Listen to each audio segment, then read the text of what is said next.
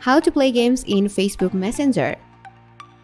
Although the gaming option was previously available on Messenger, it is now available in your Facebook app. So if you don't have the Messenger app and just the Facebook app, you're good to go.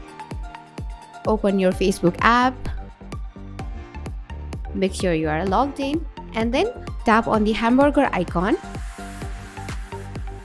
There you can see a lot of options, but towards the end you can see this option called gaming. Go ahead and click on it, and voila, all the games are here. You can just go ahead and choose any game you want to play and click on it,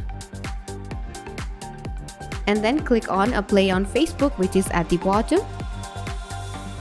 Wait till it gets loaded, and then you can start your game. In this way, you can easily play different types of games without ever having to download them separately and using up your storage. Have a lot of options, but towards the end you can see